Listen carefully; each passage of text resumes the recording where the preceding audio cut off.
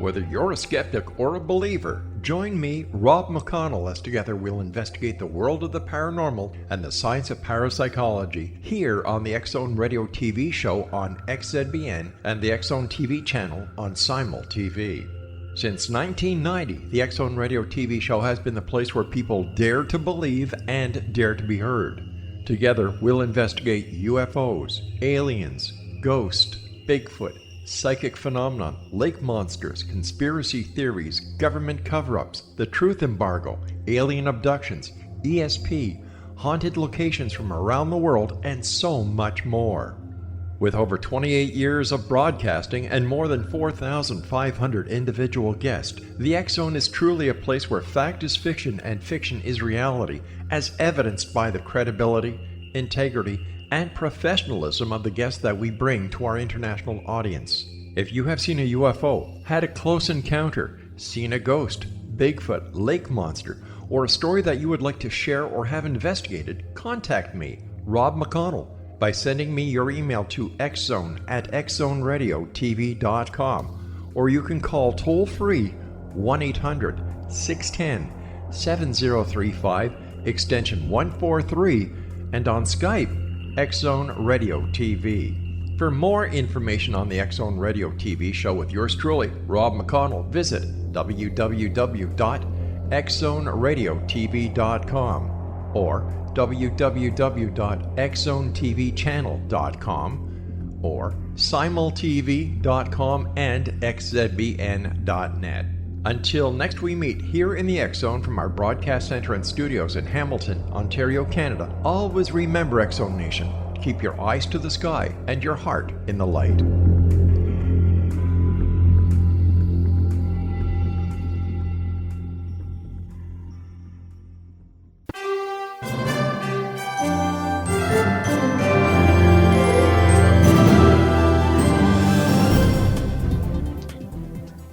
Welcome back to another edition of Cal's Corner radio show here on the X-Zone Broadcast Network. My name is Kal Korff, and I'm your host. The executive producer of the show is the one and only Rob McConnell.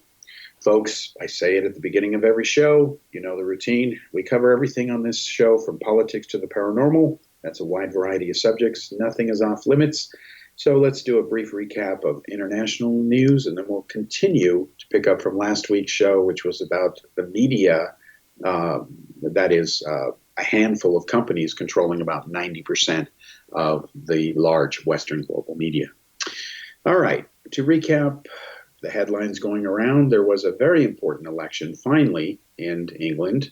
After years of being politically screwed up, let's be polite, and having different elections and prime minister resign and replaced with Boris Johnson, they had another election, and now this time Johnson has won in a landslide vote.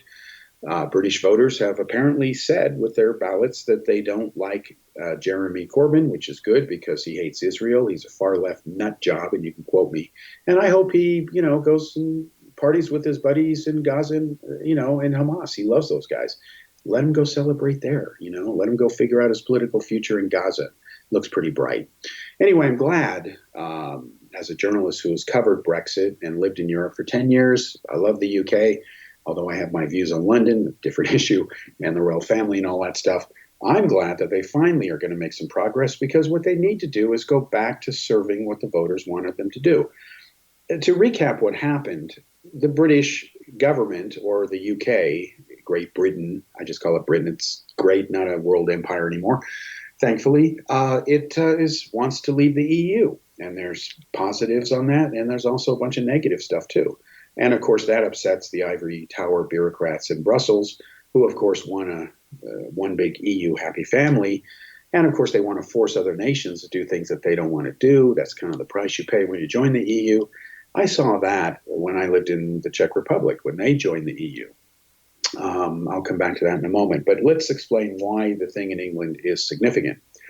A few years ago, what happened is, because of voters being upset with the way that decisions were being made without their input by the people who live in ivory towers in Brussels, typical government bureaucrats, enough people signed a petition to put a referendum on the ballot to say, do you want to leave or stay in the EU, yes or no? And what happened is vested interest. It was a very polarizing issue. What happened is the so-called experts, these are the same people who predicted Hillary Clinton would beat Donald Trump to the White House. We know how that worked out. They predicted that there was not even a need to do a serious campaign to convince people of the obvious that it would be a stupid thing to leave the European Union. So the prime minister at the time, he resigned. He said he would resign if the referendum passed. So he did. He also resigned because he didn't want to be in power when everything blew up in his face, let's be honest. And this is Cameron, of course. So then he gets replaced by Theresa May. And it was very obvious to anybody who covered that. I wrote about this in Daily World, that in many full-page specials, that she was going to fail. Because what happened is Boris Johnson basically pulled a Donald Trump. And this is a very valid analogy. You see, Boris Johnson is basically the UK's version of Donald Trump, minus, the bankruptcies and minus being a multi-billionaire because his father gave him money, he inherited it, born into a rich family, etc.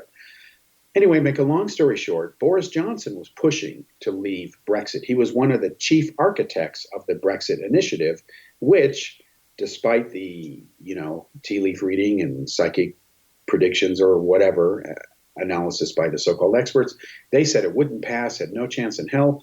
It did pass barely. And there was one very interesting pattern in that election or that referendum. Basically, the people in London voted to stay in the EU. Okay? Everyone outside London voted to leave it. So what does that tell you? Well, it tells you that, like California in the US, what goes on in London doesn't really reflect the mood or reality of the rest of the country.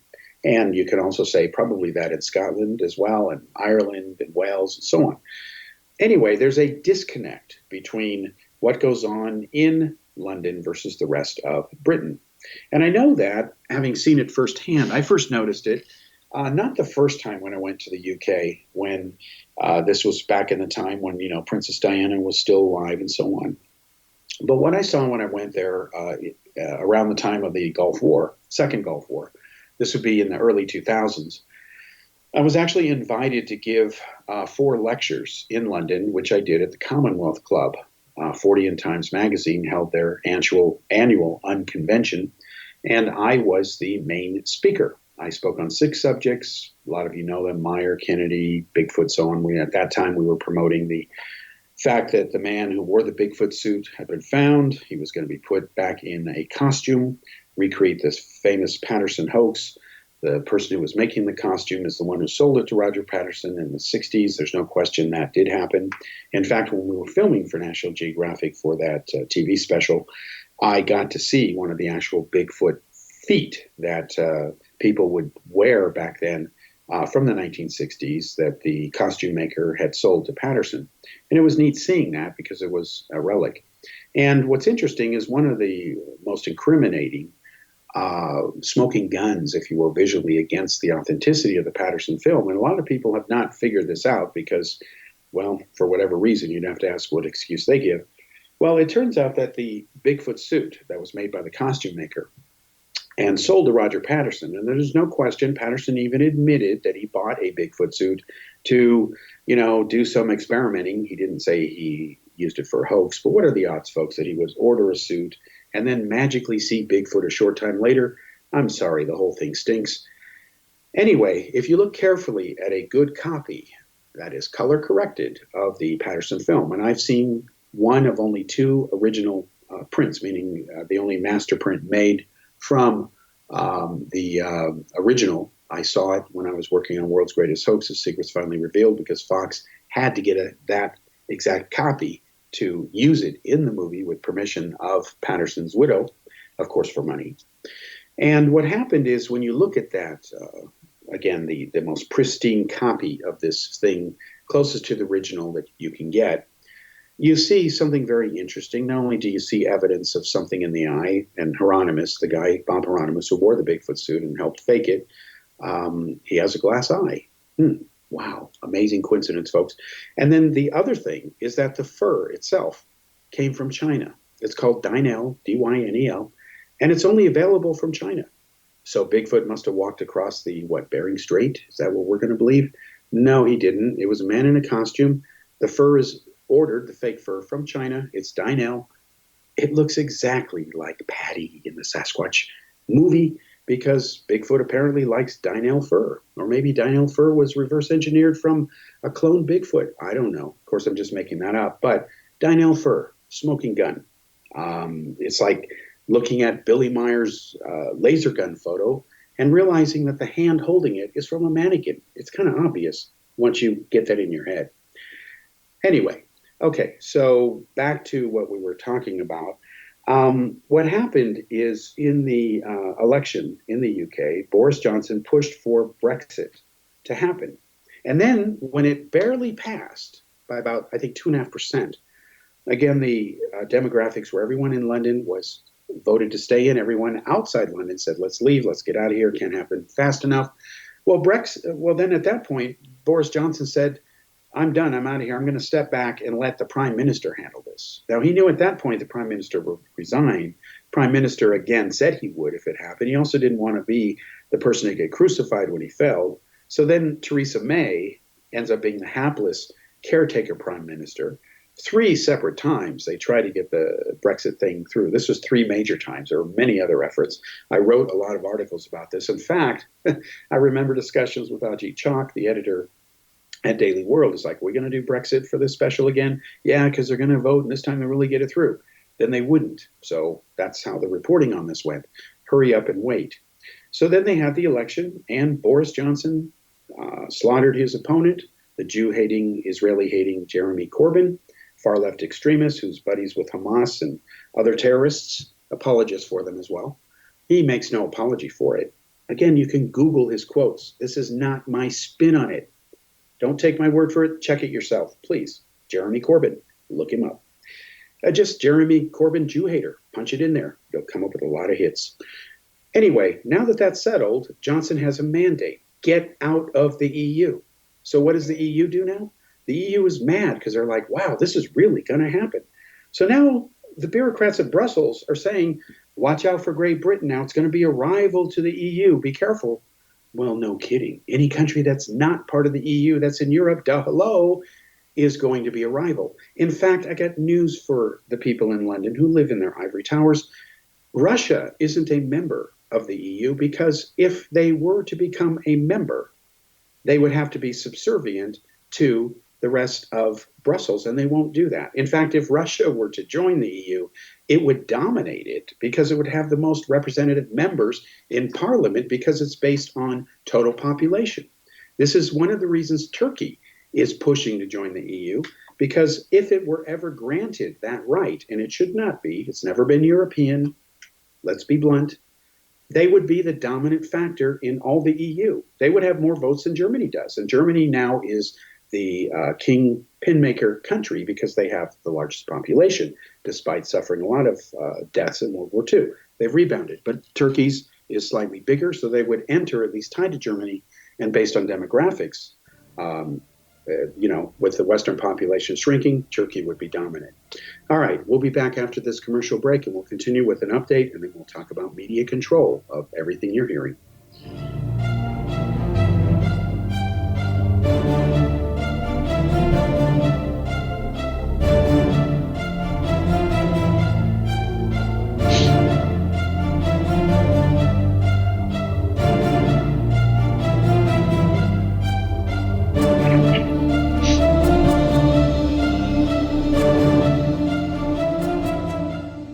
Patty Conklin grew up in Brooktondale, New York with a unique ability. Unlike others, she could see how the vibration of words and emotions affected the physical body. She discovered how to release stored emotion and facilitate healing. This began today's Conklin method of cellular cleansing. The private practice grew with tremendous results, as did her reputation. More and more people sought her out, bringing her into the home for healing.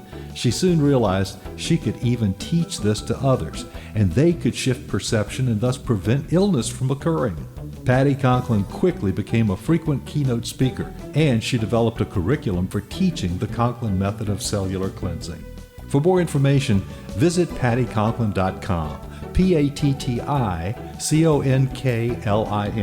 pattyconklin.com, or call 404 474 0086. That's 404 474 0086.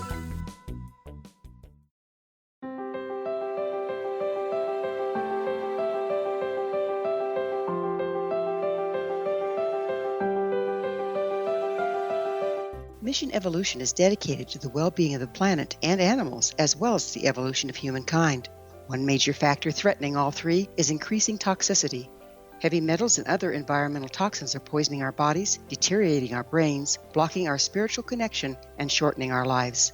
Yet these poisons are extremely difficult to remove. I'm Gwilda Wiyaka, and I recently became aware of a product created from the marriage of nature and nanotechnology called Vitality. It's formulated from zoolite, whose crystalline structure binds toxins, gently carrying them out of the body. The light is only as clear as the window through which it shines. Clear your body, shine your light into the world. Visit vitalityhappens.com for a 20% discount. Enter code PATHHOME.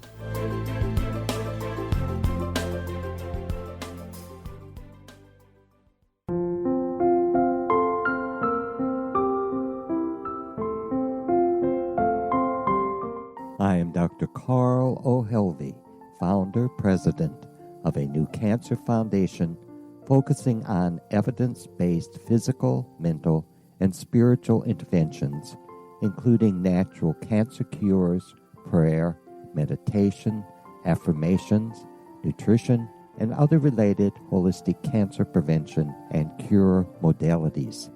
These are used in cancer education, research, and financing care. I ask for your help to continue this important work by donating at www.holisticcancerfoundation.com.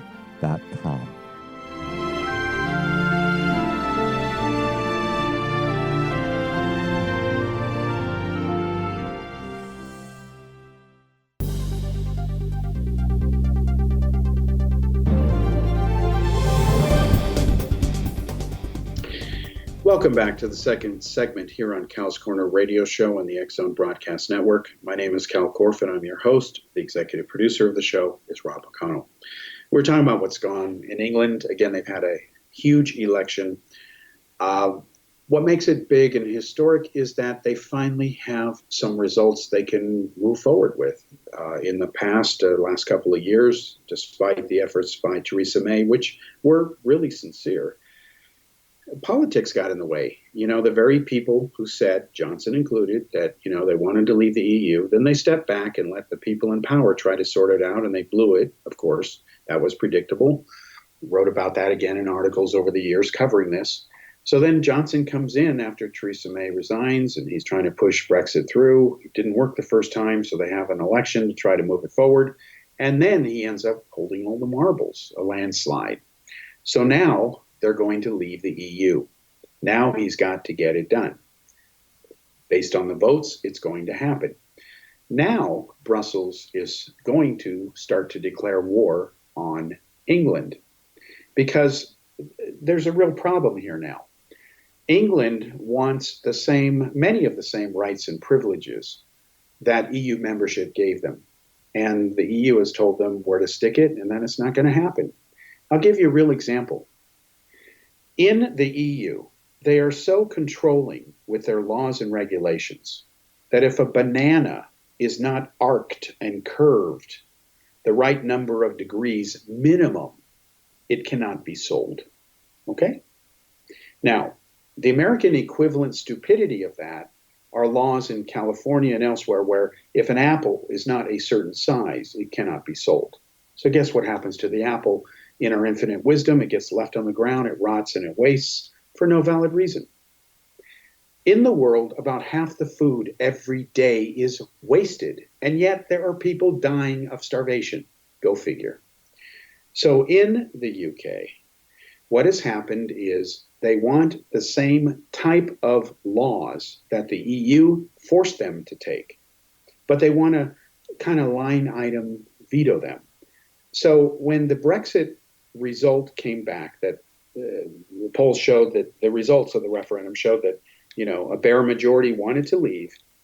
They wanted 4 or 5 years' time to exit, and the EU said no, and that's logical.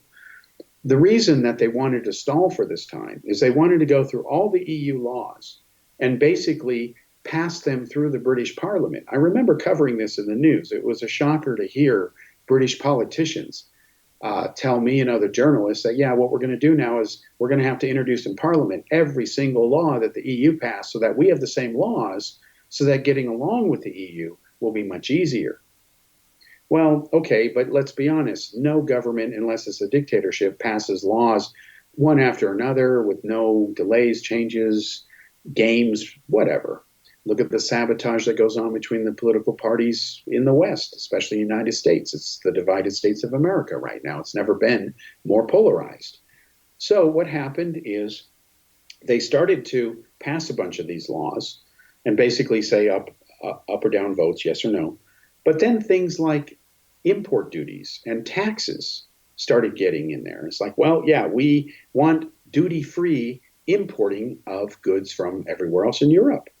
And the EU has told them no, because you're not a member of the EU. And the only way you get that, that's one of the points of being the EU, like NAFTA, it's one big business-free trade zone.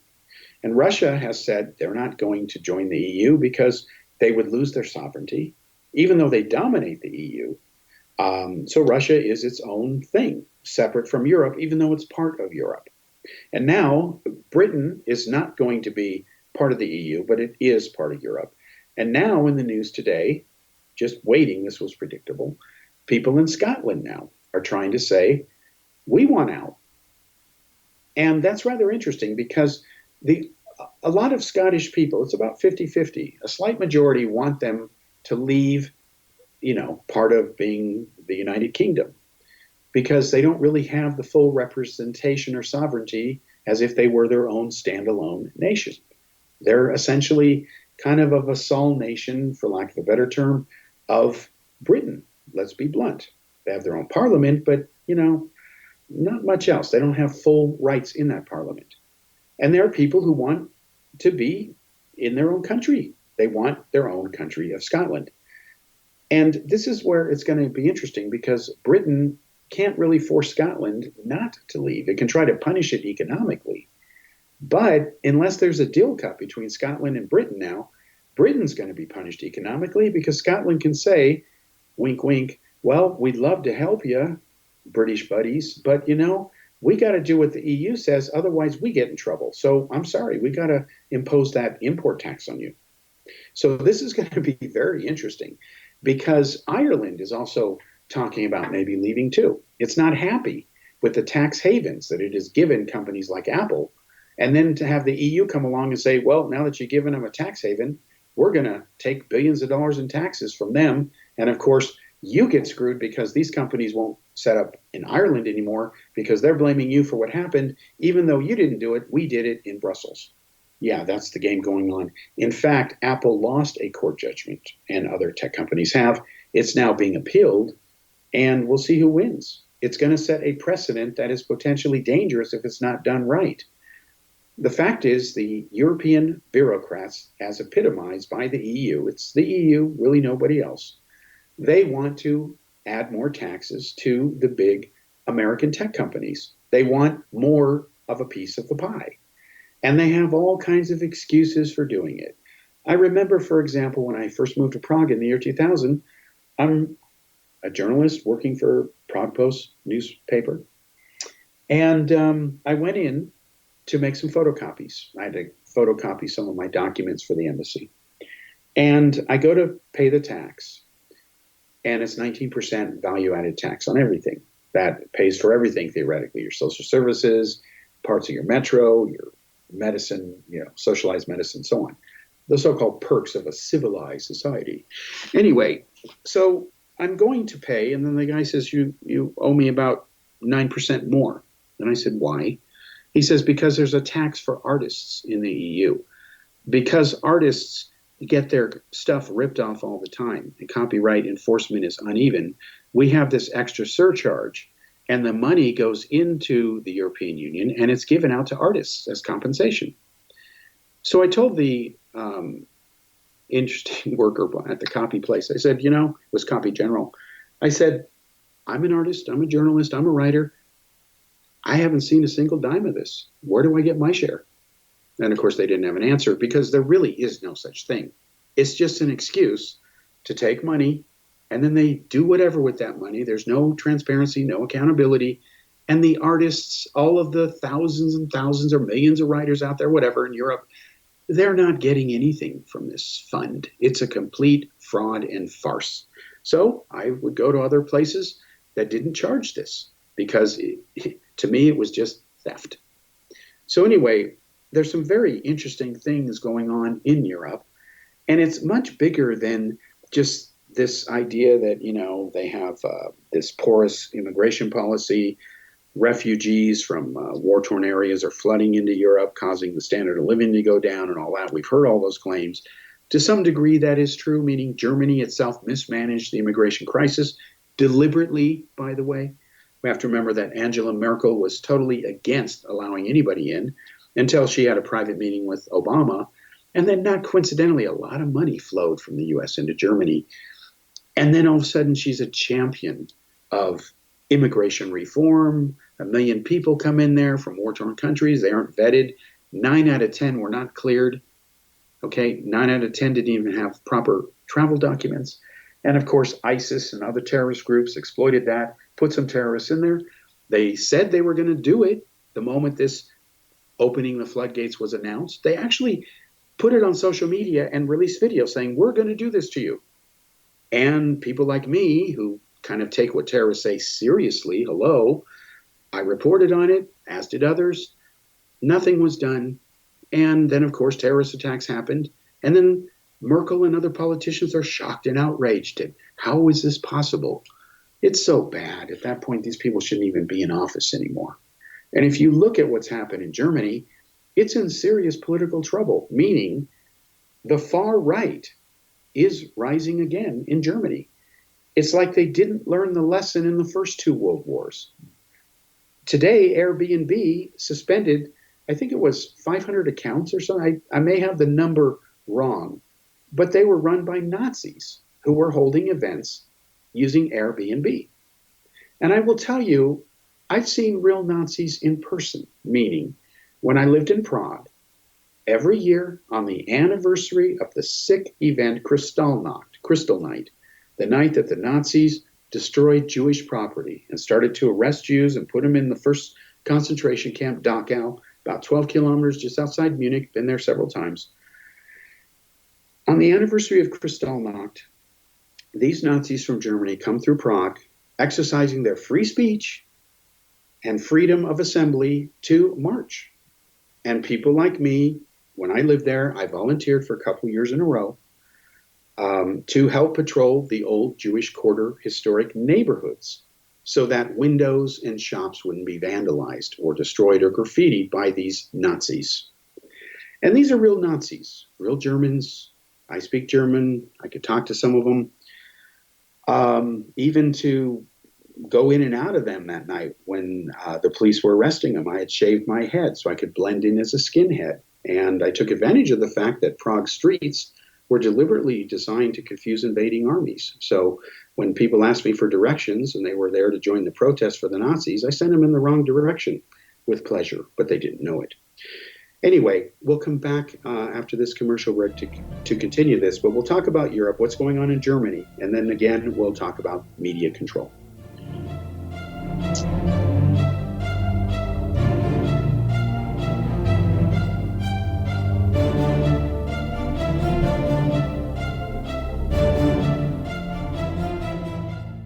Audience. If you have seen a UFO, had a close encounter, seen a ghost, Bigfoot, lake monster, or a story that you would like to share or have investigated, contact me, Rob McConnell, by sending me your email to xzone@xzoneradiotv.com, or you can call toll-free 1-800-610-7035, extension 143, and on Skype, X-Zone Radio TV.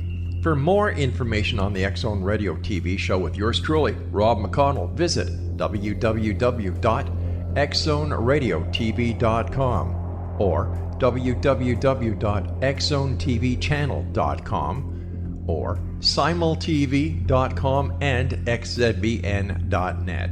Until next we meet here in the X Zone from our broadcast center and studios in Hamilton, Ontario, Canada, always remember, X Zone Nation, keep your eyes to the sky and your heart in the light.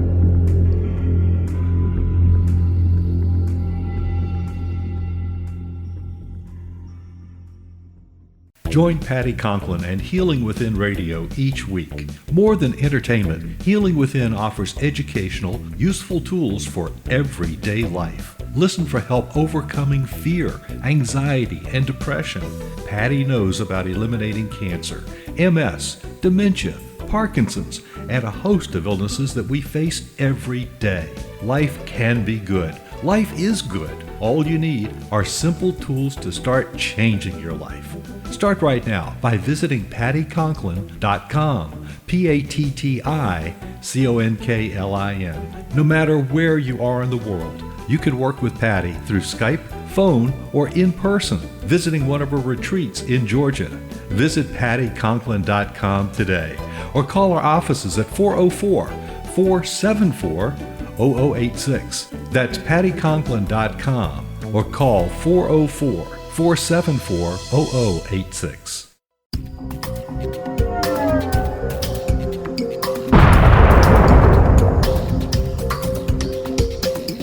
Coming soon to the X Zone Broadcast Network is A Different Perspective with me, Kevin Randall, as your host. We'll be taking a close look at what is happening in the world of UFOs today with side trips into the paranormal. Guests will range from those who are household names to those who have a different perspective on a variety of topics. No topic will be taboo, but there will be tough questions asked as we all search for the truth about UFOs, the paranormal, and those things that excite us. Sometimes we'll agree with a guest and sometimes we won't, but we'll try to keep the program topical. For those of you who would like to read, be sure to visit www.kevinrandall.blogspot.com and remember to listen to the other fine programs on the X Zone Broadcast Network at www.xzbn.net.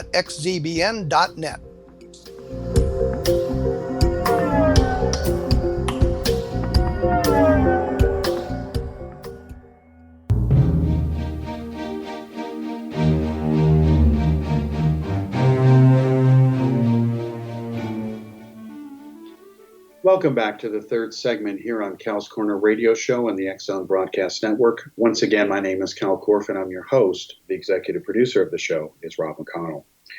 So the reason I mentioned that I have met and have helped police in the past in Prague deal with the Nazi issue, and I didn't play a major role.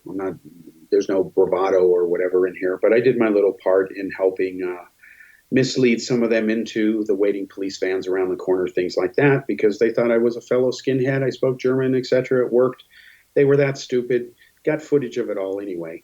The reason I'm mentioning it is because when I saw these Nazis up close, and I could hear what they were saying in German, of course, and they wouldn't speak Czech, because even if they did, because it's a Slavic language, and according to Nazi doctrine, if you're not pure Aryan, you are subhuman. It's just a question of what degree. They consider Jews to be the lowest, of course, and Slavic people to be, which would include Czechs, Russians, and Poles, and so on, to be, of course, subhuman as well. In fact, Hitler's sick ideology was that once he defeated Russia, he was actually going to sterilize the entire population. That's a historical fact. What he was going to do is make sure that the kids never had an education greater than 8th grade, just enough to serve their German masters, quote unquote, and then he would sterilize them so that they would control the population since they outnumbered Germany's, and then they would make them essentially slaves and make them slaves to the land and the German masters. And Hitler had resettled a lot of Germans in the Russian territories in the early parts of the war because they were, they're colonizing. So when I met some of these Nazis, what struck me about them was that some of them were really hardcore. The ones in America are a joke compared to the ones in Germany. The ones in America don't even speak German. That makes them a bad Nazi right away. And then, of course, if you try to debate with a Nazi, it's not going to work because science doesn't apply. And, of course, they don't get science. So I enjoyed asking them and peppering them with questions, like what color was so-and-so from history? And they didn't seem to really understand, although they did when it was explained to them that, white people are the minority in the world. They're actually late in the evolutionary chain, and that for millions of years, if you believe in evolution, humans were basically dark-skinned. Get over it. And if anybody's white-skinned and they live in hot areas and where there's a lot of sun, go to India, live there for 20 years, your skin's going to change, believe me. So it was just interesting in that I found it ironic that in the Czech culture, in Czech law, it is illegal to show the swastika. When you go to some of these army surplus stores or stores that sell antiques from World War II or any period in history, whenever you saw something from Nazi Germany, let's say an eagle with a swastika under it, they would have something taped over the swastika. The reason why is because if you show that symbol, you can go to jail. That's the law there. But yet they allow the hammer and the sickle from the Soviet Union. And that is a symbol of hatred. In fact, Stalin killed more people than Hitler could possibly even hope to. That's a historical fact. Chairman Mao, another wonderful genocidal communist, is the largest mass murderer in known human history. 2.5 times at least more people killed than Stalin killed. Stalin killed at least twice as many as Hitler did, but Hitler gets all the bad press. So in the Czech Republic, you cannot display a symbol of hatred. The swastika is on that list, okay? But these Nazis are allowed to march in Prague using free speech and freedom of assembly, but they can't show the swastika symbol. So they've changed their name from the German Democratic, Workers' Party and all that, NASDAQ, to the basically the German Workers' Party, or they call themselves the New German Workers' Party. They're Nazis. It's the same thing. The uniforms are a knockoff of the old brown shirts, but again, there's no swastikas visible because the police would use that as a justifiable excuse to immediately arrest them and take them away. Now, what about the issue of free speech? Okay, well, free speech laws in the West, in the United States as an example, are rather hypocritical. If you yell fire in a crowded theater, that is a crime, even though it's free speech, but it's not protected. Libel and slander is not protected free speech either, all right? People should remember that in the UFO field especially. Yet, on the other hand, if I'm a Nazi or I'm a member of the Ku Klux Klan or some hate group, Antifa, I can hold a march.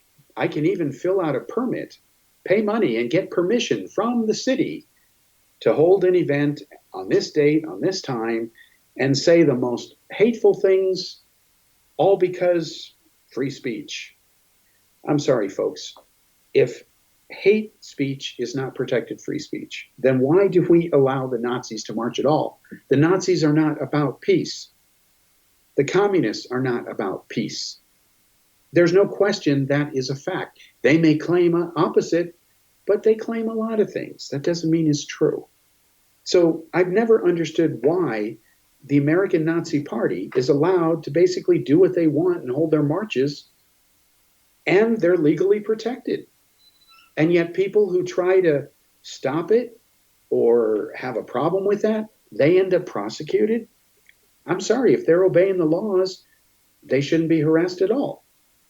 So I admire the Czech laws, but I don't understand why the Nazis come in there and give their speeches. They're not showing a symbol of hatred, but their words are living, organic, breathing, literally examples of hatred. So again, there's a disconnect there.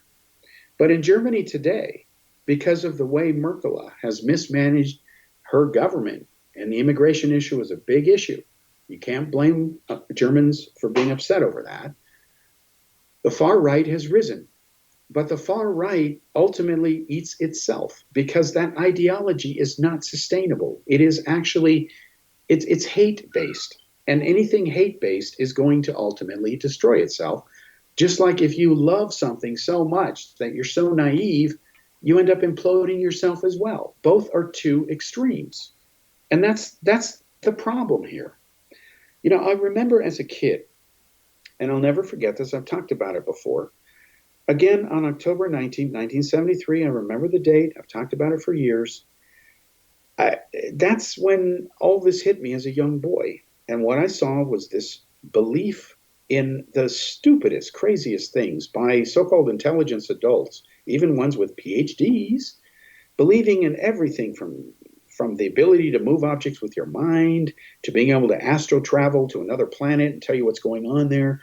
It's just so ridiculous. I remember being excited about UFOs as a young kid in 11th grade. They're all in the news. I want to find out what's going on. So I go down to the library and I literally checked out every single book there, read them all. And I'm reading George Adamski, and I'm like, well, wait a minute. I've been into astronomy since the second grade. I know damn well there's not aliens on the backside of the moon. I know damn well that there aren't aliens on Venus either. In fact, I remember seeing as a boy the photographs of the surface of Venus from the Russian space probe, the Zond, that landed there. They were the first ones to do it. They beat the U.S. And I'm sorry, the surface of the temperature of Venus is so hot that lead would melt just sitting there, around 800 degrees. So this blonde-haired, blue-eyed, voluptuous, Semyazi-looking Nordic goddess woman is talking to Adamski on Venus? I don't think so. Physics just don't work that way. So I remember reading this, and I remember thinking, why would anybody claim this is true? And then I realized, wow, adults really do lie. In fact, based on all these books, they lie a lot, and they put it in writing, and they get paid to lie by publishers. Wow, that was a big revelation for someone who's just 11, trying to sort it out. So what happened was, as I grew up, again, being mentored by everybody from Hynek to Friedman, most of the people I talked to in the UFO field, who was famous back then and delved in science and UFOs, this includes Dr. Carl Sagan, they didn't know I was a kid. They just thought they were responding to somebody with a typewriter. They didn't know I was a kid with a typewriter, but it was me. And some of those articles I have released after all these years. They're out there. They've been there since the 70s, but they're not on the internet. So right-click wonders don't know about them, or they're in denial of them, or they won't get off their duff and bother to contact a newspaper to get a real copy. Because if it's not on Google, it must not be true, right? Or it must not exist, or must never have happened. Or if it's on Google and Google says XYZ, it really must be true. Boy, it's really stupid what people believe now. So as we segue away from Britain and the Nazis and all that stuff, just saying it's going to be very interesting on that continent, let's now switch back to what we were talking about on the show last week, and we'll end this part and the last segment of the show on this. And that is this very real issue that a handful of companies now deliberately empowered by the Democrats and Republicans to take over all of this with the so-called fine interests of competition in mind, right? Competition is supposed to be good, but yet the government repeatedly, both parties, Democrats and Republicans, over the years, since the 90s, since Bill Clinton was president, yes, it is really traceable to one guy starting it, they have allowed corporate vested interests to take over everything. And of course, these guys fill their coffers to run for office. In fact, there were some studies that were done years ago by Harvard, Princeton, and they showed that ever since the process, they said that the process to becoming an oligarchy in the U.S. started under Ronald Reagan, trickle-down economics, but it really kicked into high gear under Bill Clinton when he decided to essentially outsource America's manufacturing future to communist China, which of course has happened. Try buying anything you use in your life that's not made in China. Good luck with that. You have to live a very different life. So after the commercial break, we're going to talk about media control and why it has a direct bearing on the project that Rob and I are going to be releasing soon, the Annie Jacobson expose book, and why we're not going to be controlled by big media.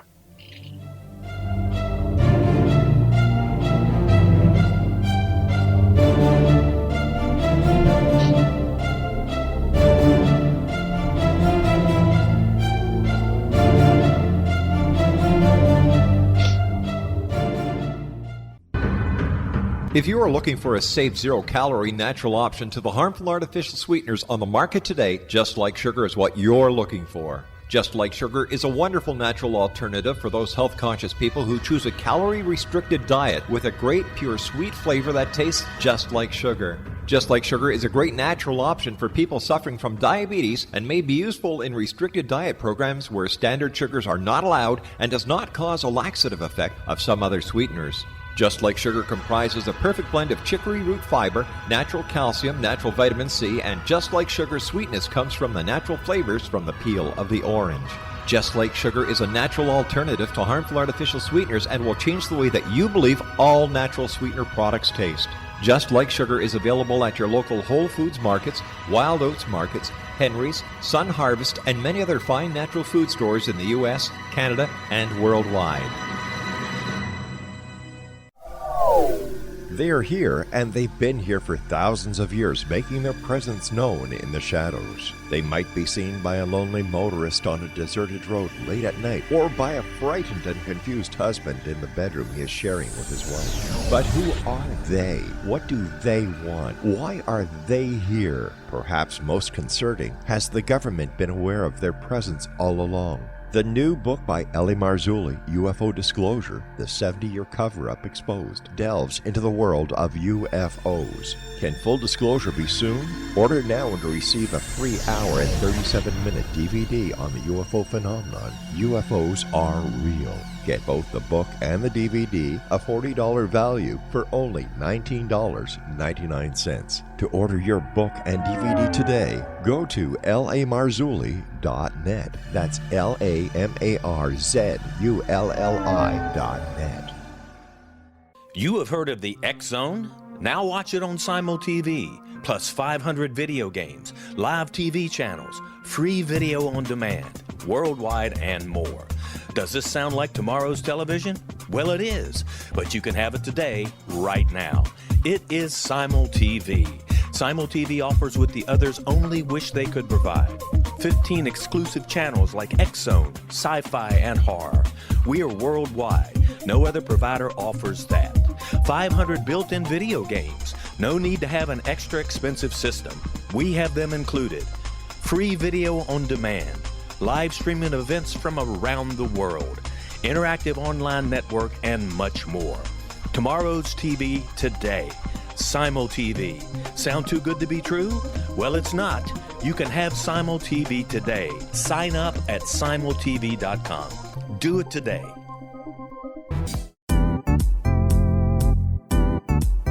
Memorable dynamic presentations are a not-so-secret weapon in the business world. Do you have a powerful message that must be shared, but you haven't found a way to deliver that message? Do you want to be known as a top public speaker who gets amazing results? Are you ready to create and deliver your powerful message? Thomas Hides can help you create and deliver your speech to get the results you desire. Visit iconquality.com. Did you expect your business to flourish, but instead it plateaued or didn't get off the ground yet? Would you like to achieve massive goals and discover new sources of income within your business? When you're ready to experience that type of success with fast results, Cindy Hendricks is the business coach for you. Her work with entrepreneurs and business owners has been life-changing. To get you and your business where you want to be, go to imaginemoresuccess.com. Has the fear of public speaking stalled your business or personal life? What would you give to develop and maintain supreme confidence? Have an invaluable private program to always perform at your best. Imagine how you would feel. You can have all that and so much more today with Thomas Hides' life-changing course called Number One Fear Unleashed. Visit numberonefear.com and be liberated from your fear of public speaking.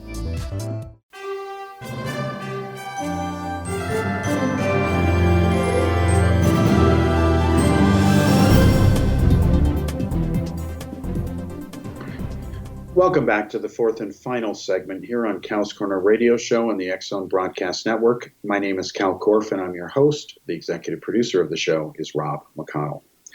Now, as we were talking about segueing here into the subject of control of most of the media by a handful of companies, let's go back to a couple of decades ago when a company called AT&T, I'm sure you've all heard of it, was theoretically broken up into baby bells by the U.S. government. Now, what a lot of people don't know is that the lawsuit to break up the baby bells was started by people who wanted to get in that business. So companies like Sprint signed on for that, and they won. So what happened was the baby bells were broke up. Yeah, right. Sorry, folks. Just search again on how many Baby Bells have been reacquired by the big guys like AT&T, and you'll see that Humpty Dumpty is pretty much back together again. In fact, things are so incestuous that T-Mobile, Verizon, those guys, and Verizon and T-Mobile were just given permission to merge, again, in the interest of competition, right? The fewer players there are in the market, the more competition there is, right? Only if you're a corrupt politician in Washington, D.C. would you think that way, but that's what they do, and that's what they're doing. So what has happened is AT&T is a perfect poster child for what is wrong with most of big media today. And again, the U.S. government has given this its blessing. It's also happening elsewhere in the civilized Western world. AT&T, again, American Telephone and Telegraph Company, they essentially were the phone company that the U.S. used, just like the U.S. used to have only a single post office. All right, so AT&T also develops Unix, the most powerful operating system in the world. It was developed to handle the biggest network in the world, the U.S. phone system. It's infinitely scalable. That's why Apple uses it with the Mach BSD kernel. Again, when you use your iPhone and Apple Watch, you're using Unix. That's why it spanks any Android device, because a BSD kernel, Mach kernel developed at MIT, Carnegie Mellon, come on, folks. It's the next operating system is now in the Mac. It's in iOS. It's in your iPad. It's in your Apple Watch. Again, Apple owns the roost on that. They're not the biggest company in the world by accident. Now, on AT&T, they had, of course, the phone lines. Then the internet came out. Then, of course, data is sent over those phone lines. So what has happened over the years as the Baby Bells were broken up, quote unquote, is that the internet has become the main way of communicating along with cellular technology. Did you ever think, for example, as a UFO researcher, people used to claim in the 70s, 80s, 90s, 2000s, oh, if there were only more cameras out there, we'd get all this other hard evidence. Well, there's billions of cameras out there now. Everyone's got one, a very good one, a video camera in their smartphone. Are there billions of UFO videos showing up? No, because I guess the aliens are always one step ahead of us, right? No, the fact is it isn't going on like these hucksters claim. It's called cause and effect. If everyone has a camera and UFOs suddenly aren't being captured everywhere, then guess what? It ain't happening. It's kind of common sense. So AT&T, imagine you're AT&T. You've got the pipelines to send the data through. You've got the pipelines to send digital data through. That could be video, could be audio, could be both, could be anything. It's internet. Okay, so now you've got the pipelines, but in order to get people to tune in, you got to give them a reason. So you need content, right? Content is ultimately king. People tune in for a reason, at least one. Okay, nothing exists just for the heck of it or for no purpose. So how do you get a vertical monopoly? You control the content. So what has happened? Companies like Yahoo, AOL, Huffington Post, they've been bought by the big guys who have the bandwidth that supply the data pipe that everybody smokes, basically. So when you have a provider of that internet service, and they're also providing the content that you're watching, and maybe they're even producing it. Amazon is producing it, is producing their own stuff now. Apple is. You end up with a vertical market. Look at Disney. They're so vertical, it's amazing that nobody's bothered to break them up. Well, so far in the behavior of this government, as in the Trump administration, the only attempts that seem to be to break up any large companies are the ones that Trump doesn't like. Facebook, okay, Google. Other than that, he's very business friendly. In fact, so many regulations have been removed that if companies go back to their past bad behavior, people are going to die. Water controls are being removed. In fact, today in the news, they announced, it's not a new story, that the Trump administration is telling companies that own slaughterhouses, you're going to have to self-police now. Well, gee, that's really going to work, right, folks? There's a problem with the government policing it, let alone if you trust a company to do what's right when they're getting their meat cut and processed in God knows whatever third world country. Who knows? So this is what's going on now. So we have a situation, and a very real latest example here I'm going to share with you of, to illustrate the phrase, Houston, we have a problem. Look at the so-called Tic Tac case, the Nimitz encounters. The History Channel, which is history in name only, doesn't really cover real history anymore, did a series called The Unidentified. It exploited those cases, and it exploited the subject itself. It promised a lot of stuff. It didn't deliver it. People who thought critically knew better. We talked about it on the show, that it was just seemed to be a techno scam, that the data that Unidentified was presenting was hyped. And what's interesting about that is I know for a fact that the producers were told that there was a problem with this content. What I found out in dealing with the people who were involved, because I was working on these presentations for these networks, that included Discovery Channel, History Channel, CBS, etc. And again, CBS was a good guy, by the way. Discovery and History, no, not at all. And that's really disappointing because they're supposed to be different, right, folks? They used to be. That was one of the reasons people went to the History Channel to see real history. Now, real history is epitomized by shows like Project Blue Book, which is fiction. You know, you got Hynek in there with a lesbian wife. You got Hynek in there investigating Roswell? No, he didn't. He didn't invent Skinwalker Ranch or investigate Skinwalker Ranch either.